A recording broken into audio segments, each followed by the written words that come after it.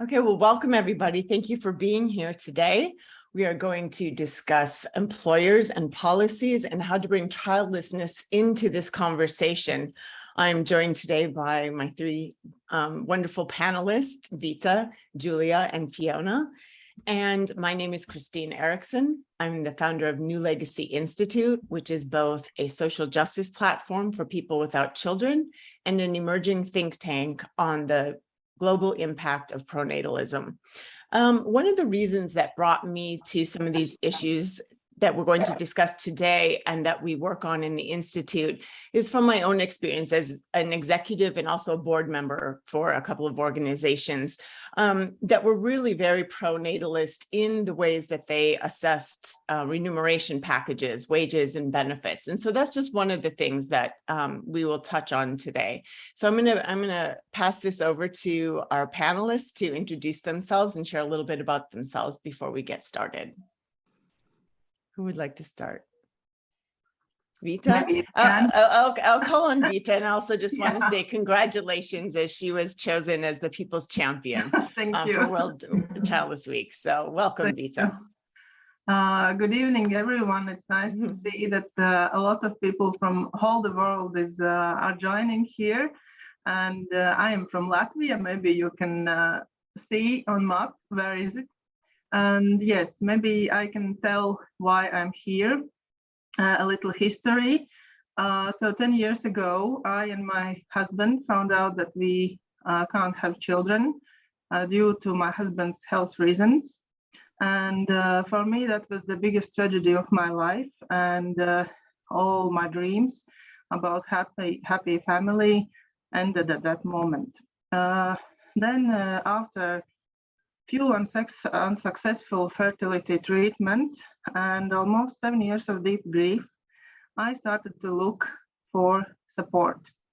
At that time in Latvia, there was no support except therapy, but I was not ready for therapy. So I started to search something on internet.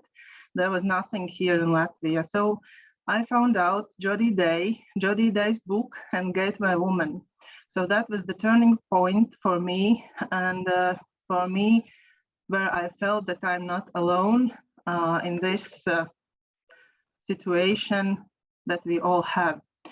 Then after 1 year, when I was in this community and read the book, I recognized that I want to heal more. So I found a therapist, and from the 2019, I started to visit the therapy. And then I think after 2 years, when the pandemic started, I felt that I am changing, that the life is starting to look brighter, that I like to go outside of home. I like to visit some happenings. Of course, there was pandemic, but if something was there, I wanted to go there. And then I was thinking about my life, about my career, because of course, a lot of people thought, oh, Vita, you have reached a top of everything, because at that time I was the head of educational institution. I had a good career, I had a job. Everyone thought that I have everything except the children. And then I thought, I need a break from everything. So because I was working from 18 years without a break. And the first time in my life, I said stop to everything. And I just needed to clear my mind and to think what I want in this life and who I am. And then in the summer of last year, I created the Instagram profile Life Without Children in Latvian, Dzīve bez bērniem, because I wanted to support a woman similar to me. But everything developed a lot. Also, I also created Facebook support group for this woman. I started to meet with women individually, then also in this group. Also, I changed my PhD topic to childlessness and diversity management, and everything went so far that I felt that this is like my mission in this world, and that I want to do it professionally also. So now, a few weeks ago, I started a personal brand as a diversity expert on childlessness inclusion issues. And now I'm very deep in diversity, inclusion, and childlessness topics, and started to do it professionally. So even 1 year ago, I didn't know where this year will lead me. But now I really feel that I am almost happy, almost happy. I'm very inspired with everything that I do, and I'm confident that what I do is really the way for me. So I really think that everyone can find the way after, I don't know, months, years, decades of suffering, of grief. You just have to suffer everything. You have to grieve everything, and then you will find the right way for you where the sun will shine again. So thank you. It was the introduction for me. Thank you, Vita. Julia? Yeah, hi everyone. Thank you to Steph for inviting me to this wonderful panel. I'm happy and I'm grateful to be here today among these beautiful ladies, and I'm looking forward to taking part in this discussion about childlessness in the workplace, which we know is a very important topic. And well, just a few words about myself. I'm Julia, I'm 45. I was born back in times of the Soviet Union in Ukraine, and I've been living in Italy for 12 years now. By my first profession, I'm an English translator, and by my second one, I'm a lawyer. So this combination, I believe, that has helped me to design my consultancy project dedicated to advocating for the childless employees and helping companies redesign their family support policies and practices. Well, this project is, of course, backed by my personal story and driven by a desire to help childless people feel accepted and appreciated among their family, friends, and colleagues, managers, and in the society as a whole. I call this project Human Rocks, in short, HR. And indeed, it deals with HR-related issues and addresses the challenges that childless employees face at work. Because they are so vulnerable and sometimes misunderstood and often underestimated, definitely unprotected and not represented in the community. And we have no voice, no face, no value, no real identity even. Usually companies as well as a broader society either ignore our needs and struggles or treat them superficially, having no idea about how to deal with grief, or preferring not to notice it. And you know, I remember the very moments that I felt the urgent need to drive this change about childlessness in the workplace.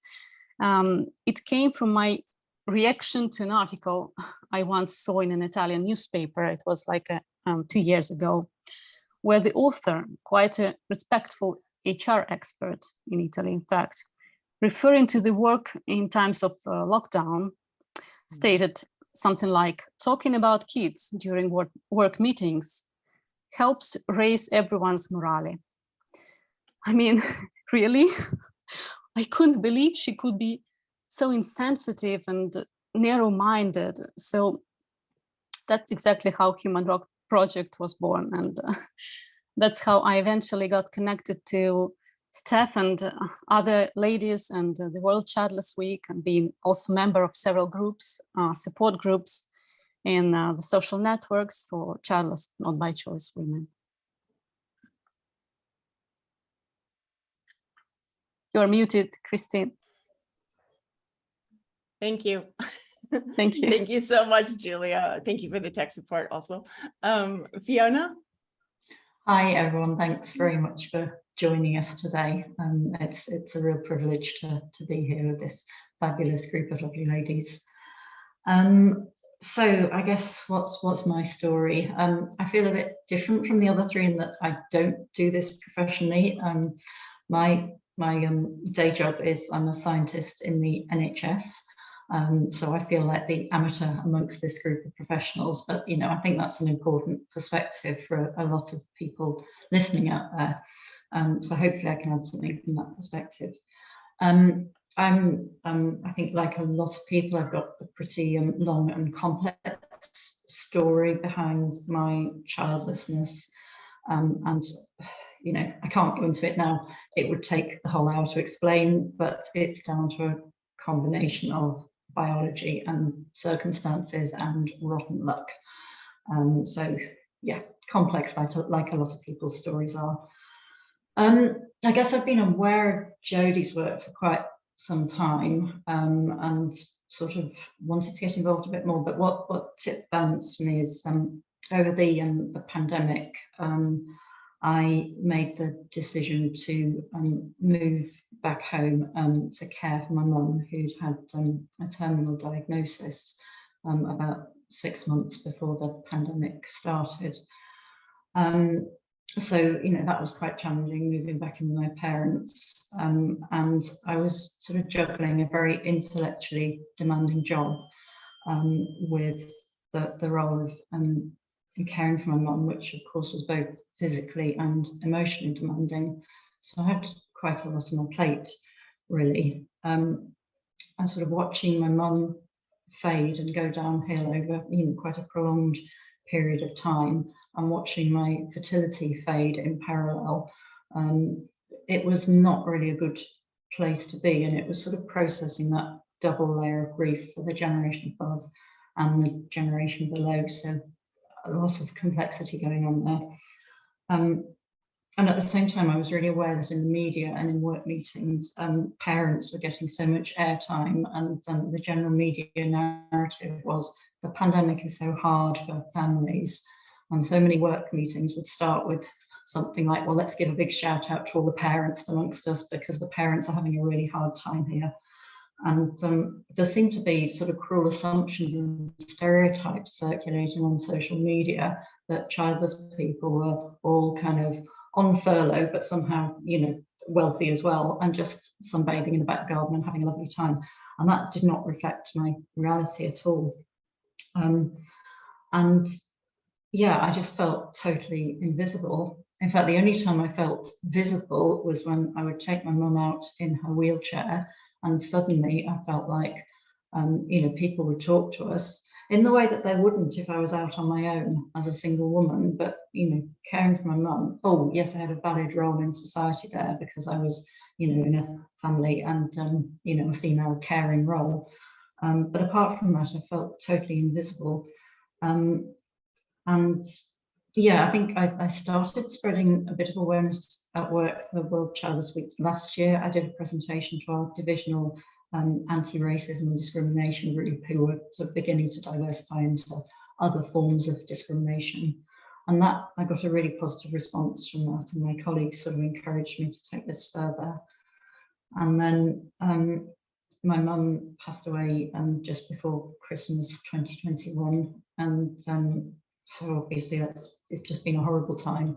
But I knew that after she'd gone, I needed a positive focus to keep me going. I needed something to fight for. So I decided that this year I'm really going to throw myself into advocating for women in a similar position to me, and those of us who also feel invisible and are made to feel less than by society. So yeah, I'm trying to raise awareness at work because of that. On mute, Christine. Wonderful. Thank you so much, Fiona. And thank you to all of you for sharing the wonderful backgrounds that you bring and your experiences. As I listen, it's where to begin in the workplace, right? We're talking about stigma, visibility, and inequity. And this lack of inclusion, it goes from experiences that are completely devastating to then, equitable pay. I mean, this is the spectrum of issues that we have to discuss or that we face. And so I'd like to ask each of you, for the purposes of this seminar and this time frame, what key issues would you most like to see changed? Like, what do you envision that would be the best change right now? And what are some approaches to that? And you can answer that in one or two parts. We can, discuss first, like, what is most important? I think for me, it's perhaps the invisibility of childless women, and it seems that we're the one social group where it's still socially acceptable to apply negative stereotypes and stigma to people in our situation. And there does seem to be this assumption and this stereotype that childless women all have easy lives. And I know I've had my own challenges, but what really struck me when I joined the online support community is, gosh, my experiences, although my story is unique, it's not at all unusual. And there's loads and loads of women on there who, they've got complex histories of childhood trauma, there's abusive relationships, coercive control, chronic illness, disability, cancer, and, all of this comes into it. Mm-hmm. So I think, that we need to challenge some of those stereotypes. And part of that is childless women being brave enough to stand up. Child-free women have been much better about that because, of course, they're not sort of inhibited by grief. They've still got the stigma, but there's not the grief. So I think those of us, childless, not by choice, do need to stand up and speak out a lot more.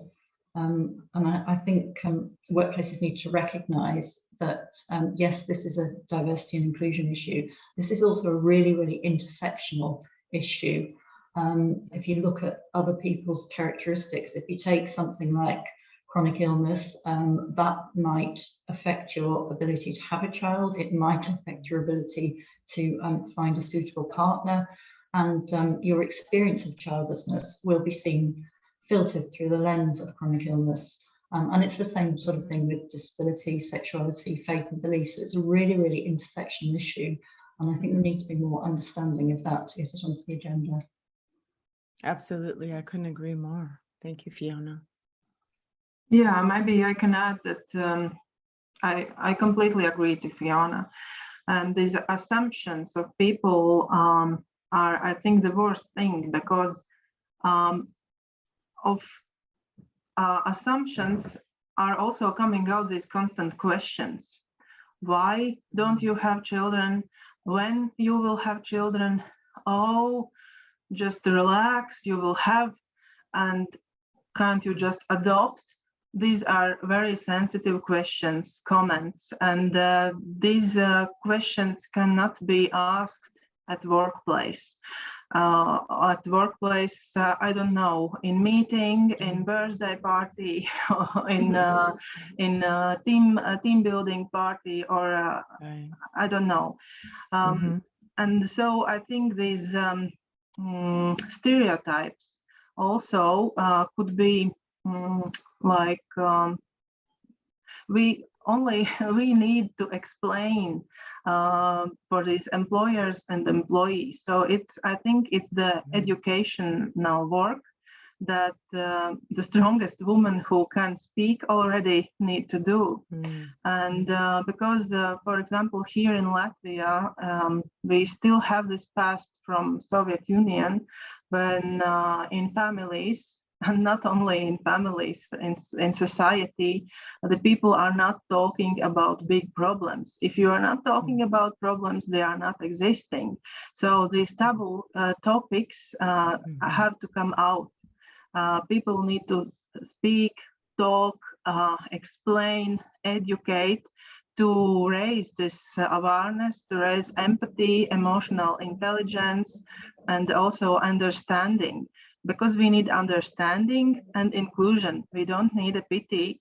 and we don't need these comments or suggestions what we need to do, because we know what we need to do, what we have done, and what we have experienced. We want to be similar like other people, regardless of what status of family, status of relationships we have. Absolutely. Thank you, Vita. Yeah, I just wanted to add to what Vita said. I support, of course, all your ideas that you have shared. And apart from those questions that we, all of us most probably have heard, how many kids do you have? What are you doing? The clock is ticking.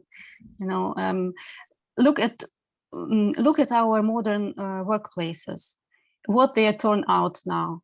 Look, for example, at the social networks like LinkedIn. It's a professional social network. It's like a huge workplace, if you wish. And what do we see there? We see it's crowded with photos of babies and the breastfeeding new moms in the very moment of the breastfeeding. I mean, are we kidding? It's I just feel that in their desire to create comfortable conditions for all the employees in the workplace, the employers have already gone too far. And I believe, maybe I will not be popular with this idea, but I believe it's time to bring the professionalism back into the workplace, and to not to encourage that much, to bring that personal aspect to the workplace, because it's already enough. We have those birthday parties and you know, socializing, team building events. I believe maybe we will, you know, maybe it's time to stop bringing that personal aspect to the workplace and turn back to professional aspect, to create more neutral workplaces, not to decorate them pink and blue when a baby is born, not to put the photos everywhere, you know, just to be more sensitive to everyone. And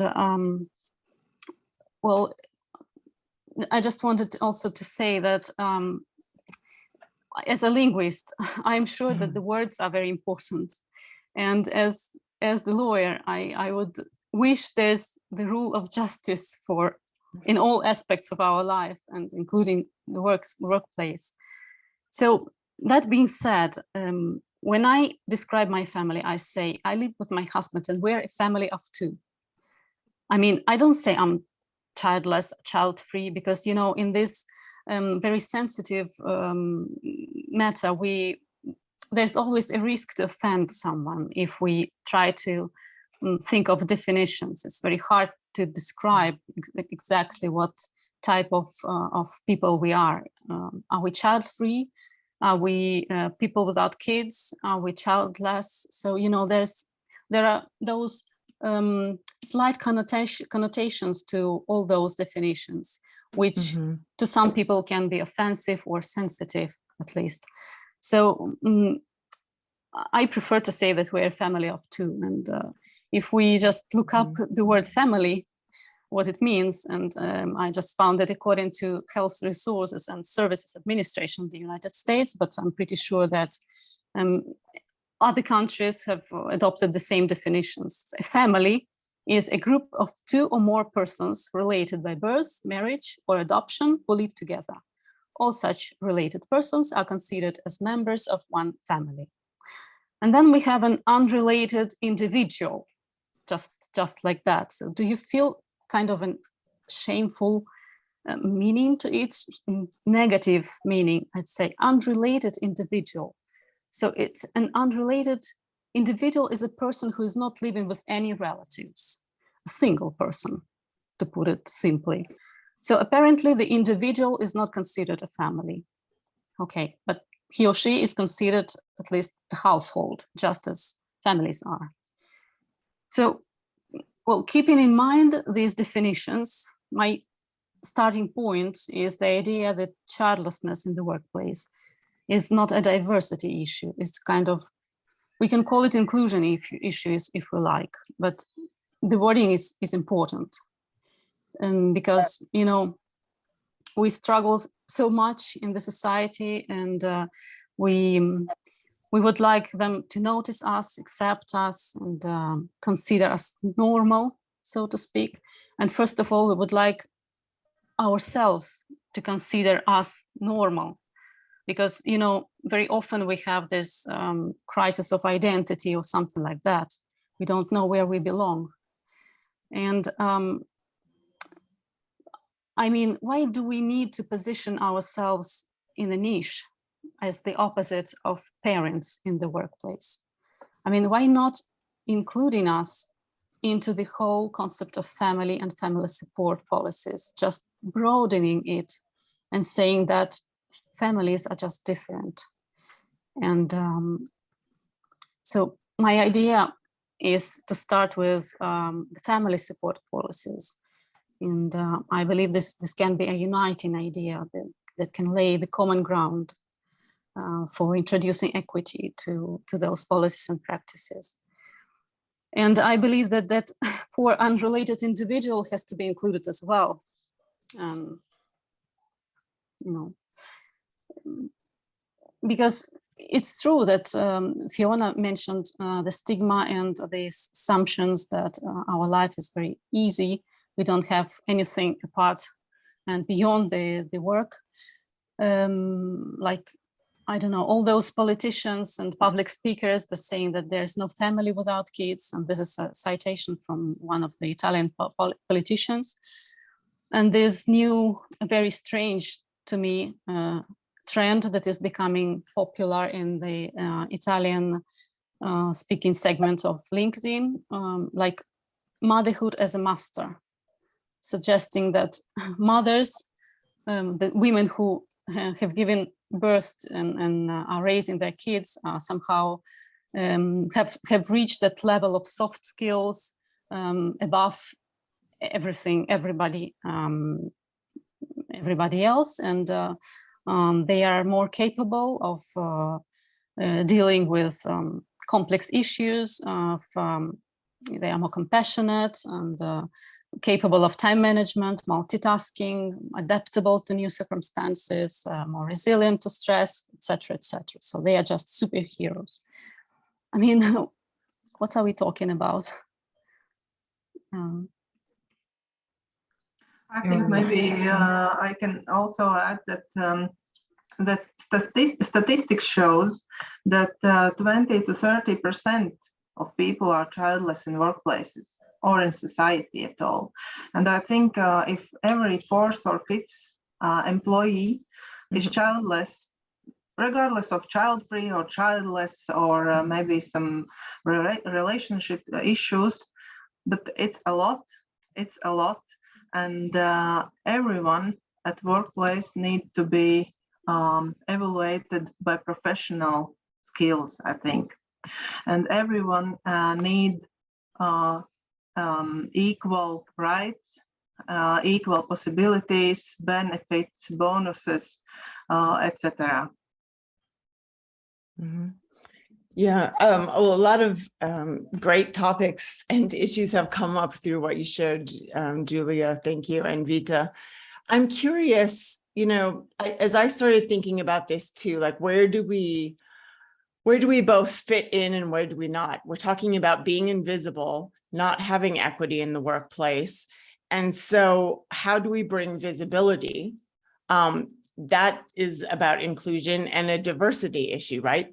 Diverse in that we have different circumstances. I think that's how I was viewing it. And then I started looking at family policy, as you mentioned, Julia, and, you know, how do we fit into that and naming the things as you have. And I think where some of the disconnect for me comes from, and I'm curious to hear from you all, is why is the motive and the drive still around family policy? Why is it the frame? Because that's still a pro-natalist perspective. You know, why don't we just have policies for people who are employees?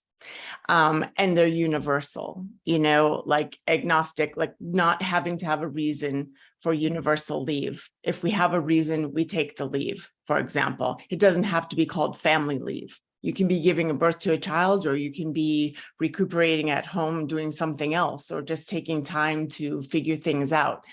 And so from my perspective, I've kind of come back to that, which does relate to what you also said, Julia, though, of, back to the professionalism of the workplace. And what does that mean? And what can that look like? I often say in my own frustration, we hire individuals, we don't hire families. However, so much of my experience has been watching a pay package and benefits go from one level, just thinking about the individual, then HR coming back and saying, oh, well, I need the range of pay to be this in case, and often said he as an assumption, even if we don't have candidates, in case he has 5 children and they want to go to this private school here and the cost of living is this. And I just found that so outrageous. That individual is responsible for that individual's family and choices. And it's the same job. Like, why would I have a different income or different benefits? And so, and also when you look at tax structures and benefit, we can say individuals are a family of one. I think somebody wrote that in the chat, and Julia, you said that. So we can fit ourselves in that way, or we can just come back to, we are employees and look at the tax structures and the policies that are dismantle the policies that are structuring it without recognizing single households, because they're not falling into the family space, and people are forgetting that they're paying for everything alone. Or as Fiona brought up during COVID, it was all about parents and children. Well, what about people who are isolated or in a caregiving situation, such as Fiona shared? So I think, how do we meet these issues where we are, in all of our countries and cultures, and at the same time, not get ourselves sort of like in another hole or situation, right? So we're fighting both for ourselves, but I also see for this universal thing that actually benefits everyone, right? If you have universal leave that you get every year and it's equal, that means a parent can have a child one year and they can spend time with that child, or they can maybe take a break from that child the next year. It benefits everybody to have that. So I think sort of this head down focus on maternity, paternity leave, children has sort of taken away the possibilities for everybody in some sense. Yeah, I agree. Here also in chat, there was a comment that we are seen to want to take from other people, but yes, no, we just want that everyone got everything, yeah, and can choose for what individual need, this holidays or sick days or bonuses. Yes, sorry, Fiona, maybe you had comment. No, I was just going to say, I don't personally have any problem at all with women having, maternity leave. I think that's really important. What I have more of a problem with is the fact that there aren't sort of different types of leave that might be more used by people who don't have children. So, for example, I think something that employers could do to help out would be to give paid leave for fertility treatments. Now, I appreciate that doesn't help everyone childless, because if you're, without a partner and not in a financial position to go it alone, that wouldn't help. But that would help a certain number of people, and that would be a benefit that would be accessed more by people without children. And also just in terms of leave for compassionate purposes or caring purposes, so often we're so constrained over what's allowed in that sense, and it's restricted to basically you can have compassionate leave or caring leave for a parent or a child, but you might have an adult disabled sibling that you need to care for. You might have no family at all, but you're really, really close to your next door neighbour who's an old lady in her 80s, and she might be, although not biologically or legally your next of kin, she might feel like that. So it's just expansion of those ideas of family and kinship to those without children. I mean, I think also in there's a quirk of the UK law, the Equality Act 2010. So marital status here in the UK is a protected characteristic. So what that means in practice is if you are married, you're protected, or in a civil partnership, you're protected from discrimination. But that protection doesn't work both ways. If you are single, you're not protected by that act. So it's not legal to discriminate against somebody because they're married, but it is legal to discriminate against somebody because they're single. And that seems ridiculous. That seems like saying, oh, well, we can't discriminate on the basis of sexuality. So, you know, if you're straight, you're protected, but if you're gay, you're not protected. It would be ridiculous, wouldn't it? Yet this is the situation that we're in with marital status in the UK. I think it also kind of goes in a bit to recognizing the social privilege of being a parent. And there are two layers to this. There's the privilege of being in the majority, and there's the privilege of having choice. And I think it was John Stuart Mill who talked about the tyranny of the majority. And this was a sort of idea that, you know, public policy and workplace policy is shaped around the needs of the majority to the exclusion of the minority. And I think that's the situation that we're in. But also the privilege of choice, you know, reproductive agency. If you are lucky enough, if you want children and are lucky enough to have a suitable partner and a working reproductive tract, then that's a privilege. If you don't want children and you happen to live in a country where women are given reproductive rights, where we are at the moment in the UK, perhaps you're a bit less so, Christine, in the US at the moment, sadly. Yes, unfortunately. But that's a privilege as well. So parents are privileged in both ways. They're in the majority and they've made that choice to have children. Those of us who are childless, not by choice, we're in the minority and we haven't had that reproductive agency. So sorry, that's a really long answer and a bit of a rant. That's great. No, that's wonderful. Thank you. Yeah. I mean, so how do we see going forward, you know, what has worked for you in the things that you have done, or people that you know who have approached this within the workplace? What are some approaches that you would suggest, or that do you believe are our path forward in all of this? Because we know what we need, right? So how do we get it? How do we approach these conversations in the workplace? I just wanted to say first a couple of words about those universal policies that we've discussed, and I support Vita's idea about trying to explain the parents that we are not trying to rob them off. I mean, we are not trying to deprive them of any privilege or any of their rights in the workplace. We just want equality, and that's it. And I believe that, well, my personal dream would be to have them with us. I mean, to make us closer in the workplace, not to make this opposition, because it is not productive, it's counterproductive, and it is not good for the team spirit and ultimately for the company as a whole. And I think that by involving them into the conversations about childlessness in the workplace, we can at least try to show them a bit of our life, and maybe, hopefully, they would become less judging sometimes and more sensitive to our needs. And thus we can build a better team after all. And nowadays, of course, all the companies have their own diversity, inclusion, equity, non-discrimination policies in place, and as well as equal opportunities, all those fantastic things that they declare. But you know, it should not be only about that non-discrimination on the basis of the race and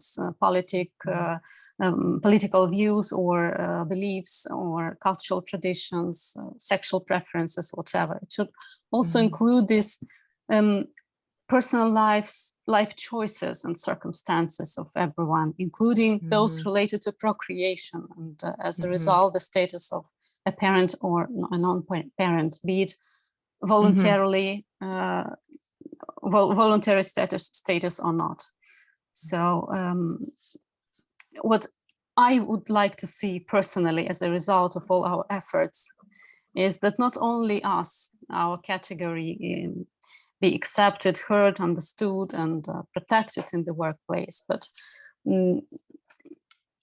really I would like to bring together parents and non-parents in the workplace. And you know, I've done a couple of webinars on the Human Rocks YouTube channel speaking about these topics, and every time there was a mom present. It was a pure case, you know, it wasn't planned. And first I was kind of hesitating about that, but then the conversation was beautiful. And after that, I received a message, a thank you message from that one of those mom speakers saying that, gosh, I've never thought about all these things, that it's such a huge problem. And thank you that you raised those topics, and being among you, listening to you, and, you know, being kind of part of your life for a while has helped me a lot to understand what you feel. And so that's what I would like to do, to plant a seed. You know? And yeah, and speaking about why is it so? Why do we still have to fight for our rights? It's one of the reasons to that, as I see it, is of course the lack of the role models in the workplace, of those brave pioneers who would speak up. I know it's hard, but there should be more of us. You see, we're numbers for a company, apart from being a resource, but unfortunately we are a cost, unfortunately. And you know, this is what once emerged in my conversation with an Italian association that deals with issues of work-life balance in the workplace and family responsibility, stuff like that. And yeah, that's true. I was told that, look, in an organization of 200 people, if there's one or two employee who is childless not by choice, the chances are very low that they will do anything for you. But if there are more people needing this change, the chances are higher. So as Vita said, the statistics speaks for itself. And it is not that there is only one or two employees, usually it's more, but they are hiding. It's the total silence around us and our self-silence as well, because we're ashamed, we feel like less than, we are not satisfied with our lives, and that's understandable. But you know, if you have guts, you have to overcome that and stand out and speak for you and for others, and maybe you will be supported by others, and there we can see that wave that will bring the change, I suppose. And you know, I've spoken with lots of women in the support groups, and I'm referring to one of the Italian groups at the moment. They were saying that we are suffering in silence. At least, you know, one woman said, with all those problems that my company already has, do you think they will pay attention to childless not by choice? I don't think so. The other said, well, you know, I'm afraid to speak about this because maybe they will think that I'm not collaborative. I don't have that team spirit. I'm not a friendly colleague. I would, you know, not supportive. So being afraid of discrimination, if we want. So I think that maybe in this case, a huge help may come from dedicated groups and associations outside of our workplace that can advocate for us, like trade unions or something, you know, just to give you an example, something which is specifically designed to advocate for our rights. Personally, I haven't heard of any of such association operating in Italy. I don't know, ladies, if you have such in your countries. I doubt, really. So that would, I guess, be of great help to start that conversation. maybe instead of those employees who are still hiding. And another idea that I had is that, at least in Italy, the role of the chief happiness officer or a well-being officer has been gaining more and more importance and sense in the workplace. And they can be like a reference point together with our HR divisions, and then we can go and start this conversation. Unfortunately, as I spoke to several professionals that work in this field, they say that in their practice, the investigation of the childlessness in the workplace was requested just once, and this is not okay. Yeah, thank you, Julia. I think. Well, first of all, that's one of the reasons that I started the New Legacy Institute, because I feel like there's so much burden on us. It's not only what we're experiencing, but then to go to HR alone and to be shut down, or even as a group, a networking group, which it can also be very important and supportive in the workplace. So maybe that is supportive and maybe that becomes a voice. But I think everybody's different about speaking out, right? Even when you're in a space of acceptance, we all have different ways of being and approaching things. And so my perspective about the Institute was to sort of play that role of, you mentioned a union speaking for us. But then if we ask a union, we have to educate the union, right? So the Institute is only focused on us because we want to do that heavy lifting, so to speak, to take that responsibility off. And we always encourage and support anybody who can and wants to speak up. But we don't want people to feel set up or an added burden or to risk the discrimination that you talk about or the emotional fallout of doing that. It's very difficult. And so I'm not discouraging people from taking action, but I invite people to do that in a supported way. And those are the types of things that we're trying to build to do that. And before we go today, this is just a very simple tool we created. It's like an introductory HR tool, but it could be a way to start a conversation in the workplace. And this is for just people without children in general in the workplace. So you can customize it to what you need, translate it, whatever. And we'd love to see with, anything that you do with it. But that is really our intention behind that, is to, who is advocating, who is doing, who is addressing these institutions and employers that are really perpetuating pronatalism in the workplace, right? And sustaining that invisibility. So, Fiona, Vita, did you want to add on to what's been said? Maybe I wanted to add that I think that your countries are a little bit going further than my country, for example, because diversity and inclusion topics are quite new here. Still, we have a few companies that are really leaders in this field.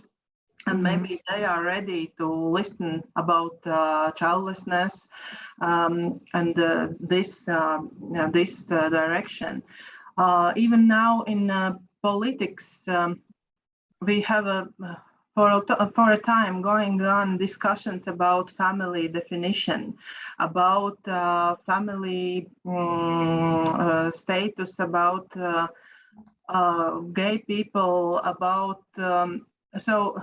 We have still topics to fight and to bring out and to speak more and more to give this opportunity for society to know, oh yes, there is that kind of topic, as Julia said, that also people, women with children, they didn't know that this can be triggering or sensitive for someone. It's also the same that almost, I don't know exactly, maybe 40% of my followers also are women with children, because they just are writing that they want to be better persons. They want to be more empathetic to their family members, to friends, to colleagues. That's And so great.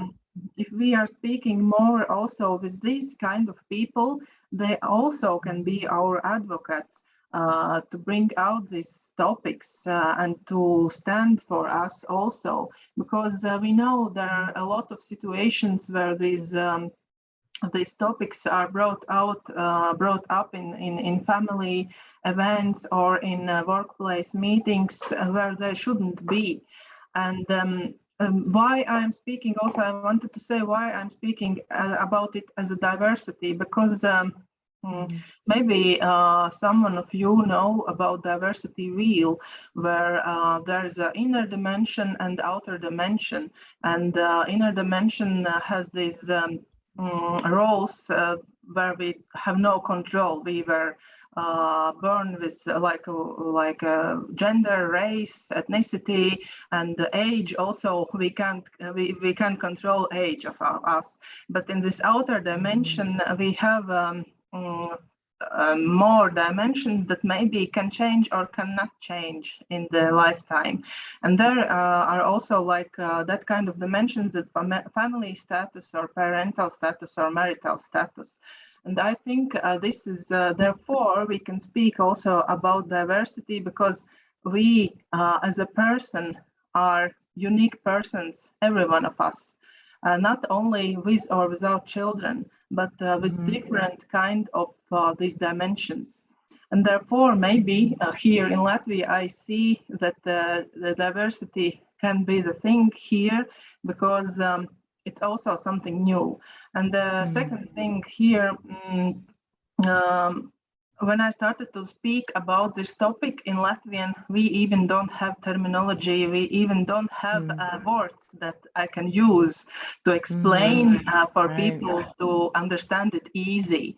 Therefore, I also, during my scientific work, I created terminology for this. I studied in English everything, and now in the end of September, there will be a terminology commission meeting where they will see what I have created, and maybe I will succeed with this. Yes.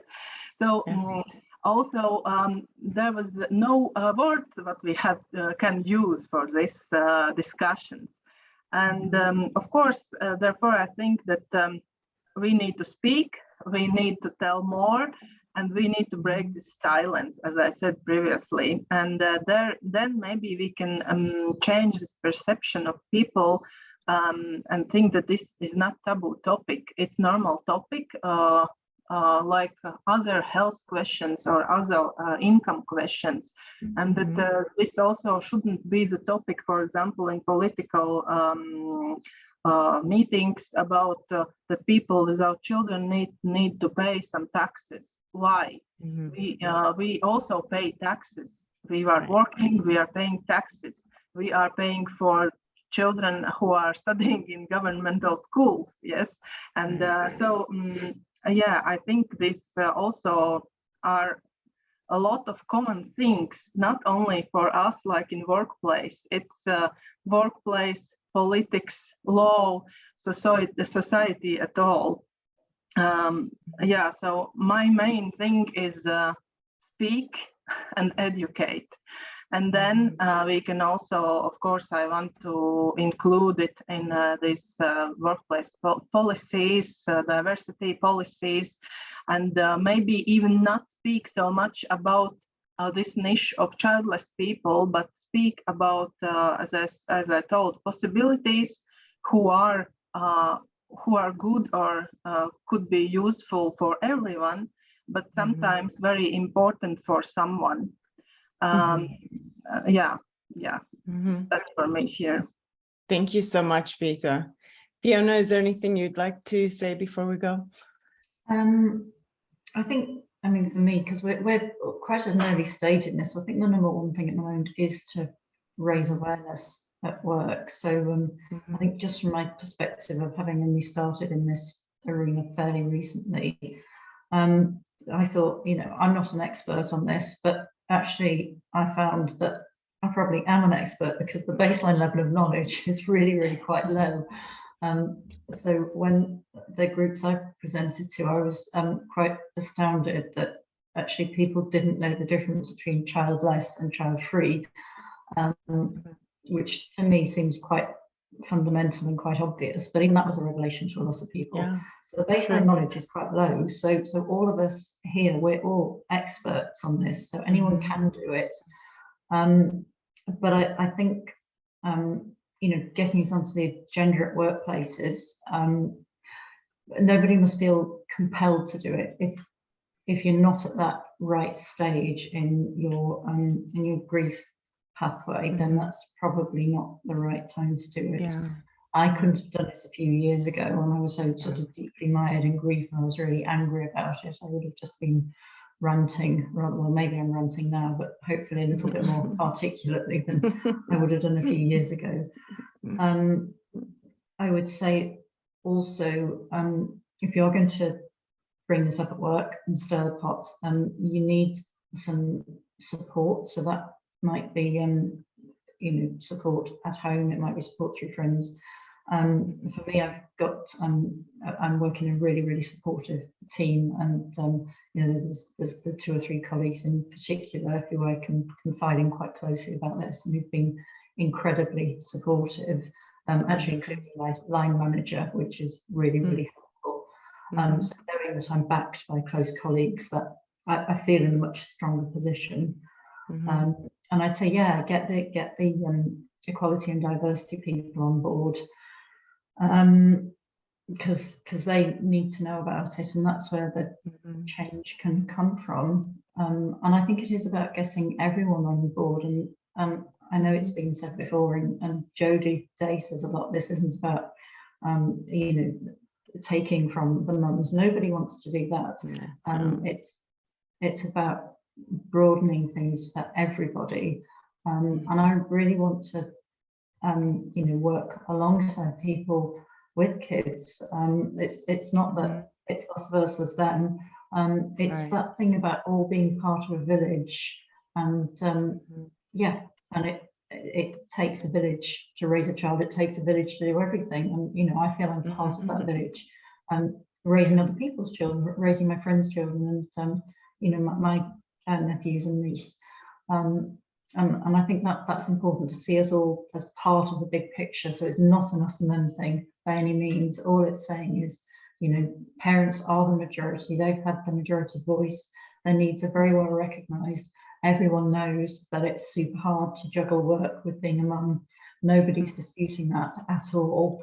We're just saying, actually, you know, it's hard as well, just hard in a different way, being childless, especially when it's childlessness that is not through choice. So it's just about leveling that platform, getting that level of awareness up, and then hopefully we can all start working together. And particularly as women, we all need to be supporting each other. And you know, it's an incredibly patriarchal view to, you know, I don't think anybody can be a good feminist if they really believe that a woman's value is more because she has a child. That seems to me, that's a position totally incompatible with feminism. So, you know, come on ladies, let's all work together, and let's make work a happier and more inclusive place for everybody. Beautiful. Thank you, Fiona. On that note, I think we will close. Thank you, everyone, for all your contributions today and sharing a brilliant conversation. I really appreciate it. And if someone will do me a favor, I have somehow lost my chat box, and I put a link, but I only sent it to the host. If somebody can send that to everybody. Thank you, everyone who joined today. If you have questions that you'd like to follow up with anybody on, just send them to Steph, or if you know how to contact any of us, I'm sure we'll be happy to continue this conversation. Thank you, and enjoy the rest of the week, our week. Thank you.